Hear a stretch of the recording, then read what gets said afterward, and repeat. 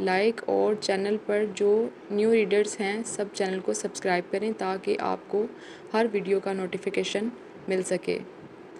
چلتے ہیں آج کی ایپیسوڈ کی جانب۔ موسٹ رومانٹک ایپیسوڈ ہے۔ فرسٹ ایپیسوڈ سے ہی آپ کو اندازہ ہو جائے گا کہ یہ سٹوری کس حد تک جو ہے نا مزے والی ہے۔ بہت انجوائے کریں گے آپ انشاءاللہ۔ بہت اچھی سٹوری ہے، آپ کو امید کرتی ہوں کہ بہت پسند آئے گی۔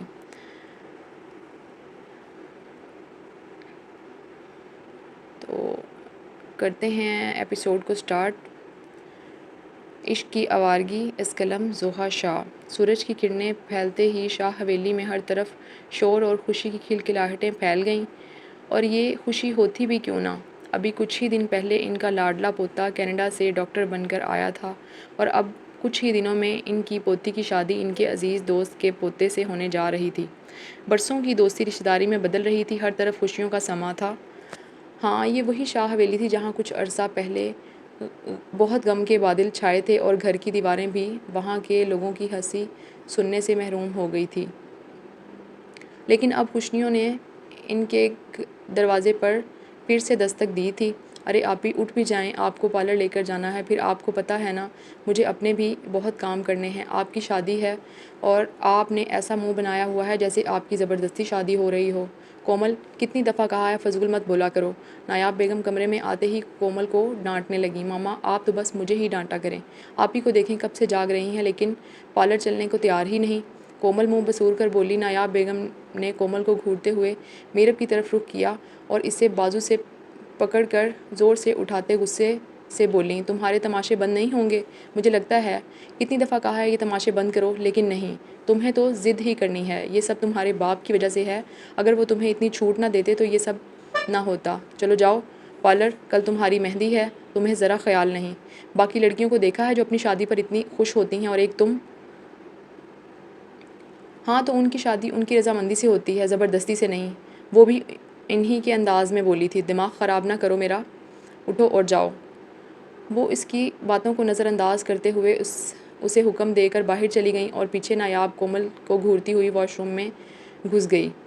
یہ آپی کو کیا ہو گیا ہے، ایسی باتیں کیوں کر رہی ہیں؟ اسے کافی دنوں سے اپنی بہن کی حرکات کافی مشکوک لگ رہی تھی لیکن جب بھی وہ پوچھتی اس کی بہن اکثر اسے غصہ کر کے چپ کروا دیتی اور وہ بیچاری اتنا سا منہ لے کر خاموش ہو جاتی تھی۔ کھانے کی میز پر بیٹھے سب دوپہر کا کھانا کھانے کے ساتھ باتوں میں مشغول تھے۔ سب لڑکیاں نایاب کے ہونے والے شوہر سے پیسے بٹورنے کی پلاننگ کر رہی تھیں اور لڑکے بھی ان کا بھرپور ساتھ دے رہے تھے، لیکن ایک ہستی جس میں سب کی جان بستی تھی وہ تو غائب تھی۔ ارے آؤ مہارانی جلدی ہاتھ چلاؤ، ارے او مہارانی جلدی ہاتھ چلا، تجھے دو پڑیں گی نا تب تو ہاتھ جلدی چلائے گی۔ خالدہ نورے پر چلاتی ہوئی باورچی خانے سے باہر نکل گئیں۔ نوری ان کے سلوک پر آنکھوں میں آنسو لیے جلدی جلدی ناشتہ بنانے لگ گئی، جو جانتی تھی کہ اگر دیر ہو گئی تو اس کی سوتیلی ماں اسے بہت مارے گی، اور ابھی تک اس کی پچھلی مار کے نشان اس کے جسم پر موجود تھے۔ جلدی سے ناشتہ بنا کر اپنی ماں کے سامنے رکھا اور اپنے چھوٹے بھائی کو دیتے اس نے ٹائم دیکھا۔ اوہ آج پھر دیر ہو گئی۔ اس نے جلدی سے کالج کی تیاری کرتے ہوئے بیگ اٹھایا اور باہر کا رخ کیا۔ یہ تھی نورے جس کے باپ کا نام خادم تھا۔ اس کی ماں اور باپ کی محبت کی شادی تھی، مگر اس کے پیدا ہونے کے کچھ ماہ بعد اس کی ماں اسے چھوڑ کر اس دنیا سے چلی گئی تھی۔ اس کے بعد اس کے باپ نے دوسری شادی کر لی۔ اس کی سوتیلی ماں خالدہ اس کے باپ کے سامنے تو اس سے اچھی رہتی، لیکن اس کی غیر موجودگی میں اکثر اس سے گھر کے کام کراتی اور اسے مارتی۔ پچھلے دنوں اس سے خالدہ کے سیٹ کا گلاس ٹوٹ گیا جس پر اس نے نوری کو بہت مارا تھا۔ وہ اکثر اسے دھمکاتی تھی کہ اگر اس نے اپنے باپ کو کچھ بتایا تو وہ اسے بیچ دے گی۔ اس ڈر سے آج تک وہ اپنے باپ کے سامنے کچھ نہ بتا سکی۔ نورے نہایت محنت کرنے والی لڑکی تھی اور میٹرک میں اچھے نمبروں کے بعد وہ اسکالرشپ پر ایک بڑے کالج میں پڑھ رہی تھی۔ گھر میں گاڑی ہونے کے باوجود وہ اکثر پیدل کالج آتی جاتی تھی کیونکہ اس کی سوتیلی ماں کو اس کا سکون برداشت نہیں تھا۔ نورے کالج سے چھٹی ہوتے ہی کالج کی گیٹ پر آئی، لیکن آج بھی اسے لینے کوئی نہ آیا، اس لیے وہ خود ہی گھر کی طرف چل دی۔ راستے میں شدید گرمی اور دھوپ کی وجہ سے اس کی سفید رنگت سرخ ہو گئی۔ آنکھوں میں آنسو لیے وہ فٹ پاتھ پر چل رہی تھی۔ آج پھر اسے اپنی ماں کی بے انتہا یاد آ رہی تھی۔ اگر وہ ہوتی تو اس کے ساتھ یہ سب نہ ہوتا۔ وہ انتہا کی پیاری سفید رنگت، لمبے بھورے ریشمی بال، پیاری بڑی بڑی آنکھیں، باریک ہونٹ اور ٹھوڑی پر اس کا مخصوص ڈمپل جو اس نے اپنی ماں سے چرایا تھا۔ پتلی سی چھوٹے قد کی وہ لڑکی کہیں سے بھی 18 سال کی نہیں لگتی تھی۔ لمبے بالوں کی چوٹی بنائے، سر پر چھوٹا سا اسٹولر لیے، بیگ کندھے پر ڈالے وہ مشکل سے چل رہی تھی۔ جیسے ہی ایک گلی میں مڑی، وہ گلی آج کافی سنسان تھی۔ اچانک اسے محسوس ہوا جو گاڑی اس کے پیچھے سے گزری تھی وہ اب اس گلی میں مڑ گئی ہے جس میں وہ مڑی تھی۔ پیچھے مڑ کر دیکھنے پر اسے احساس ہوا کہ وہ گاڑی اس کی طرف آ رہی ہے۔ فوراً اسے تیز قدم اٹھاتی وہ چلنے لگی۔ اس سے پہلے کہ وہ بھاگ نکلتی، وہ گاڑی اس کے قریب پہنچ گئی اور اس میں سے کچھ لوگ نکلے اور اس کے منہ پر رومال رکھ کر اسے بے ہوش کرتے گاڑی میں ڈالتے وہاں سے نکل گئے۔ ہوش میں آتے ہی نورے نے خود کو ایک اجنبی جگہ پر پایا۔ دماغ پر زور دینے سے اسے یاد آیا کہ گاڑی اس کا پیچھا کر رہی تھی، لیکن یہ کیا ہے؟ یہ کہاں آ گئی تھی وہ؟ وہ ایک چھوٹے سے کمرے میں ایک جہازی سائز بیڈ پر پڑی تھی۔ کمرہ نہایت چھوٹا تھا لیکن خوبصورت تھا۔ بیڈ کے سامنے ہی ایک ڈریسنگ ٹیبل تھی اور اس کے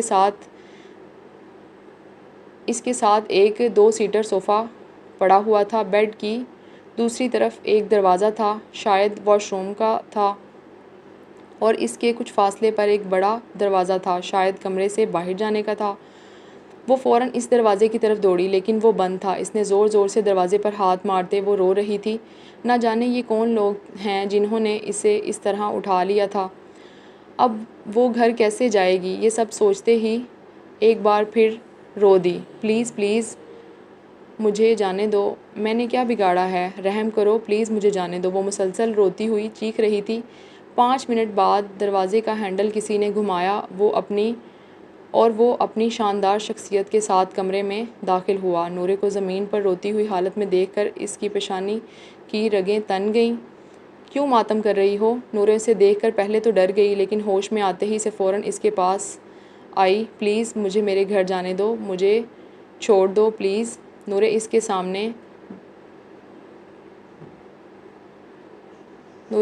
سامنے ہاتھ جوڑے گھر جانے کی ضد کرنے لگی۔ لے جاؤں گا گھر بھی، پہلے جلدی سے یہ کپڑے پہنو اور نکاح کے لیے تیار ہو جاؤ، اس نے صوفے پر رکھے ہوئے کپڑوں کی طرف اشارہ کرتے ہوئے کہا۔ نورے نے اس کی بات سن کر حیرت سے دیکھا اور ایک دم غصے میں آتے وہ چیخ پڑی، نہیں پہنوں گی یہ کپڑے میں۔ اور نکاح؟ کس کا نکاح؟ اس نے حیرانگی سے پوچھا۔ تمہارا نکاح، ابھی 5 منٹ میں مولوی صاحب آئیں گے، پھر تمہارا نکاح میرے ساتھ ہوگا۔ نہیں کروں گی میں آپ سے نکاح، میں تو آپ کو جانتی بھی نہیں، اور آپ ہوتے کون ہیں مجھ سے زبردستی نکاح کرنے والے؟ نورے کی بات سن کر داؤد کو شدید غصہ آیا لیکن کچھ سوچتے ہوئے اس نے خود پر قابو پایا۔ دیکھو تمہارے پاس 5 منٹ ہیں، جب میں دوبارہ کمرے میں آؤں تو تم مجھے تیار چاہیے، سمجھی؟ یہ کہہ کر وہ باہر چلا گیا اور اس کی بات سنتے نورے بستر پر ڈھہ سی گئی۔ اب یہ کون ہے جو اس کے پیچھے پڑ گیا تھا؟ گھر والے اس کا انتظار کر رہے ہوں گے، اگر وہ دیر سے گھر پہنچی تو اس کی ماں اسے مارے گی۔ یہ سوچتے ہی وہ شدت سے دوبارہ رو دی۔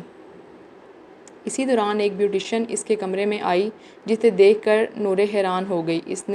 اس کی حیرت کو سمجھتے ہوئے بیوٹیشین فوراً بولی، وہ میڈم سر نے آپ کو تیار کرنے کا کہا ہے تو آپ جلدی سے کپڑے پہن لیں تاکہ میں آپ کو تیار کر سکوں۔ نہیں پہنوں گی میں یہ سوٹ، نہ ہی تیار ہوں گی، جاؤ کہہ دو اپنے سر سے۔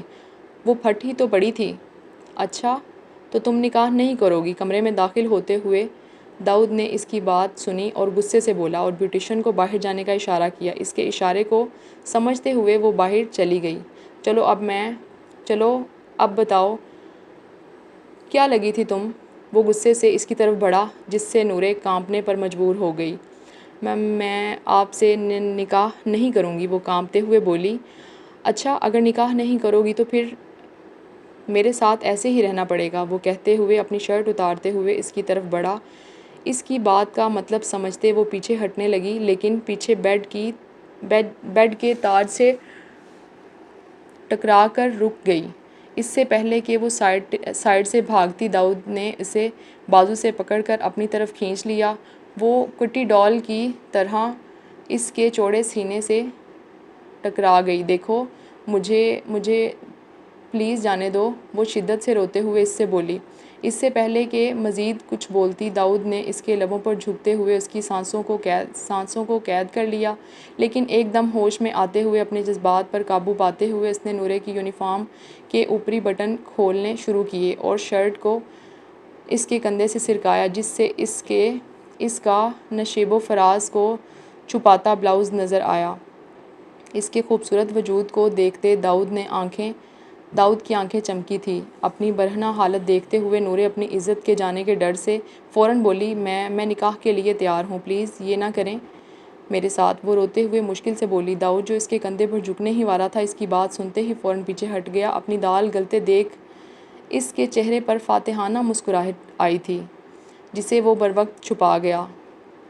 ٹھیک ہے تو پھر جلدی سے اپنا حلیہ ٹھیک کرو اور تیار ہو جاؤ۔ وہ اس کے دلکش جسم کی طرف اشارہ کرتے ہوئے اپنی شرٹ پہن کر کمرے سے نکل گیا۔ پیچھے وہ اپنا حلیہ ٹھیک کرتے ہوئے زارو قطار رو دی۔ نہ جانے اور کتنی تکلیفوں کا سامنا کرنا تھا اسے۔ کمرے سے نکلتے ہی داؤد نے کسی کو فون ملایا اور فوراً آنے کو کہا۔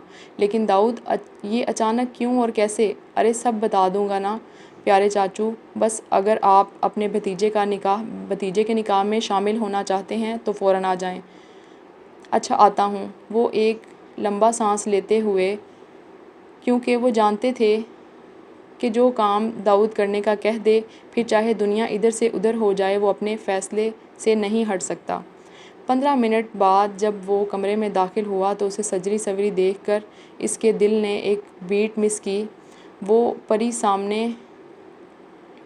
سامنے نظریں جھکائے نکسک سی تیار بیٹھی اس کے دل کے تار کو ہلا گئی تھی۔ خوبصورت مہرون رنگ کا لہنگا پہنے ہوئے، جس کی چولی کو پیچھے ڈوریوں سے بند کرنے کی ہی زحمت کی گئی تھی اور اس کے جسم پر فٹ ہونے کی وجہ سے اس کا وجود مکمل طور پر نمایاں ہو رہا تھا۔ مہرون رنگ کے لہنگے کے ساتھ اوپر مہرون رنگ کی لپسٹک لگائے وہ نظر لگ جانے کی حد تک پیاری لگ رہی تھی۔ اس کی اتنی پیاری تیاری پر داد دیتے ہوئے وہ خود پر قابو پاتے اس سے چہرے پر پلو کرنے کا کہتے ہوئے باہر چلا گیا۔ تھوڑی ہی دیر میں اس کا چاچو اور گواہان اور مولوی صاحب موجود تھے۔ نکاح شروع ہوتے ہی نورے کی رضامندی پوچھی گئی، لیکن وہ اپنے خیالات میں مگن بالکل خاموش تھی۔ اس کے جواب نہ دینے پر داؤد غصے میں اس کے پاس آیا، اس کے کندھے پر اپنا مضبوط ہاتھ رکھ کر اسے ہوش کی دنیا میں لایا۔ اس کو ساتھ کھڑا دیکھ کر اس نے ڈرتے فوراً قبول ہے کہا۔ اس کی اس حرکت پر داؤد نے اپنی ہنسی پر بڑی مشکل سے قابو پایا۔ اس کے بعد داؤد سے پوچھا گیا اور کچھ ہی دیر میں وہ نورے خادم سے نورے داؤد شاہ بن گئی۔ نکاح کے بعد اسے کمرے میں واپس بھیج دیا گیا۔ داؤد سب سے مبارکباد وصول کرتے ہوئے جیسے ہی کمرے میں آیا تو اس نے نورے کو رونے میں مشغول دیکھا۔ اس نے اس کے رونے پر ناک سے مکھی اڑائی اور اس کے پاس جا کر بیٹھ گیا۔ نورے اس کے بیٹھنے پر فوراً اٹھ کر اس سے دور جا کھڑی ہوئی۔ جو بیڈ پر لیٹا اس کا حسن سحرانے ہی لگا تھا۔ اس کے اٹھ کر دور ہونے پر کافی بدمزہ ہوا۔ ادھر آؤ، اس نے حکم دیا۔ نہ نہیں آؤں گی، میں نہیں آؤں گی، اب تو نکاح کر لیا ہے نا، اب مجھے گھر جانے دیں پلیز، وہ ایک ہی سانس میں ڈرتے ہوئے بولی۔ ایسے کیسے جانے دوں؟ پہلے یہاں بیٹھو، تمہیں تھوڑا سراہوں۔ آخر اتنی پیاری جو لگ رہی ہو، داؤد نے کہا۔ وہ سرشار سا اس کے سراپے میں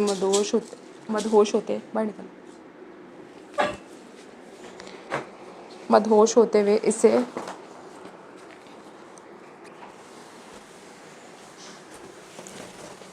اسے اپنی گود میں بیٹھنے کو کہا۔ نہیں، میں نہیں آؤں گی۔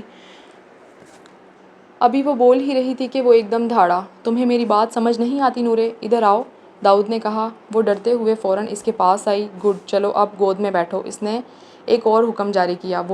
وہ بیچاری مرتی کیا نہ کرتی فوراً بیٹھ گئی۔ ہاں گڈ میرا بچہ، وہ کہتے ہوئے اس پر جھک گیا، اس کے لبوں کو شدت سے چوما اور اسے بیڈ پر گرا دیا اور خود اس پر جھکتے اس کے فرار کے تمام راستے بند کر گیا۔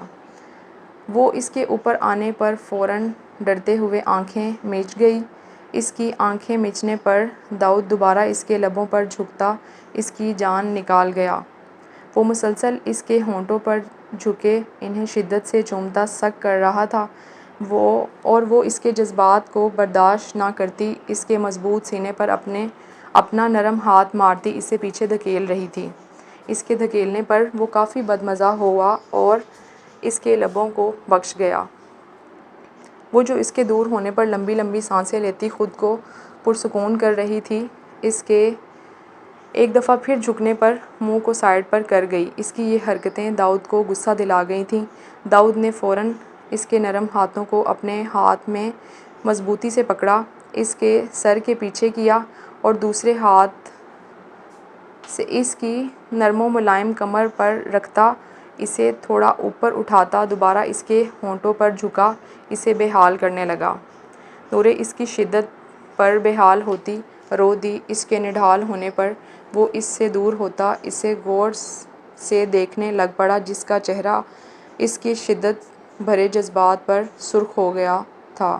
اس سے پہلے کہ وہ کچھ کہتی، داؤد دوبارہ قریب آیا، اس کی چولی کی ساری ڈوریاں کھولتا اس کے جسم سے دور کر گیا، جس سے اس کے سیاہ بلاؤز میں چھپے نشیب و فراز واضح ہونے لگے۔ اس کی اس حرکت پر مانو جیسے نورے کا سارا خون سوکھ گیا ہو۔ وہ شرم سے لال ہوتی، دونوں ہاتھ سینے پر رکھتی اپنی ٹانگوں کو سہارا بناتی خود کو چھپانے کی کوشش کرنے لگی۔ میری جان، کوشش بیکار ہے، آج تمہیں کوئی رہائی نہیں ملے گی۔ کہتے ہوئے وہ اس کے پاؤں کو پکڑتا آگے سے ہٹا گیا اور اس کے ہاتھوں کو پکڑتے ہوئے وہ اس کے سینے میں منہ چھپا گیا۔ اس کے لبوں کا لمس محسوس کرتے ہوئے وہ بے جان ہو چکی تھی اور وہ مسلسل اس کے سینے کو رب کرتا خود کو سیراب کر رہا تھا، اور وہ وہاں اپنے دانت گاڑتا اسے سسکنے پر مجبور کر گیا۔ نورے کے رونے میں مزید روانگی آ گئی تھی۔ نہیں پلیز ایسا نہیں کرو میرے ساتھ، پلیز یہ نہ کرو، نورے اس کی بڑھتی ہوئی گستاخیوں پر روتے ہوئے کہہ رہی تھی۔ اسے شدت سے روتے دیکھ کر داؤد اس پر ترس کھاتے ہوئے پیچھے ہوا، لیکن جب 5 منٹ تک اس کا رونا بند نہ ہوا تو وہ غصے سے دھاڑا۔ چپ، ایک دم چپ، آواز نہ آئے۔ چھوٹی بچی ہو کیا؟ بتاؤ، ہاں بچی ہو تم؟ بالغ ہو تم، کچھ غلط نہیں کر رہا میں۔ اس کی ایسے چیخنے پر اس کے آنسو مزید بڑھ گئے۔ ادھر آؤ جانا، وہ پیار سے کہتے ہوئے اسے اپنے پاس کر گیا، کیونکہ وہ جانتا تھا کہ مزید غصہ اس معصوم جان پر ظلم کرنے کے برابر ہے۔ اس کے آنسو صاف کرتے ہوئے وہ اسے اپنے سینے سے لگا گیا۔ بس چپ، مجھے گھر جانا ہے۔ اس نے ایک دفعہ پھر سے رونا پھر شروع ہونے پر داؤد نے گھور کر اس کی طرف دیکھا۔ کیا بار بار گھر جانے کی رٹ لگا رکھی ہے؟ تمہیں نہیں پتا کہ میں کیا کر رہا ہوں؟ اس کی بات کو نظر انداز کرتے ہوئے نورے دوبارہ رونے میں مشغول ہو گئی تھی۔ اسے دوبارہ پٹری سے اترتے دیکھ داؤد نے ایک لمبا سانس لیا۔ جاؤ، جا کر کپڑے چینج کر آؤ، میں تمہیں گھر چھوڑ آتا ہوں۔ کہتے ہوئے اس نے اس کے گال پر بوسہ دیا۔ داؤد کی بات سن کر اس کی جان میں جان آئی اور فوراً یونیفارم اٹھا کر واش روم میں بند ہو گئی۔ 5 منٹ بعد وہ واپس کالج کے حلیے میں باہر آئی۔ نورے کو گاڑی میں بٹھاتے ہوئے داؤد اپنی سیٹ پر آ کر بیٹھ گیا اور گاڑی اسٹارٹ کر دی۔ راستے میں وہ سیٹ کے ساتھ چپکی بالکل خاموش باہر کی طرف دیکھ رہی تھی۔ جب اسے باہر کی طرف دیکھتے ہوئے داؤد نے اپنی طرف متوجہ کیا، جب شوہر ساتھ بیٹھا ہے تو پھر باہر کیوں دیکھ رہی ہو؟ ادھر اپنا ہاتھ پکڑاؤ، اس نے نہایت نرمی سے کہا۔ جی جی، وہ حیران ہو کر بولی۔ میں نے کہا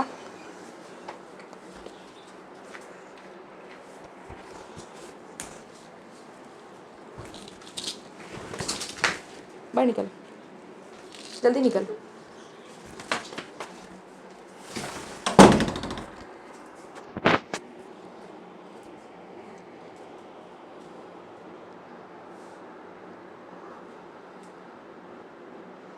میں نے کہا اپنا ہاتھ پکڑاؤ،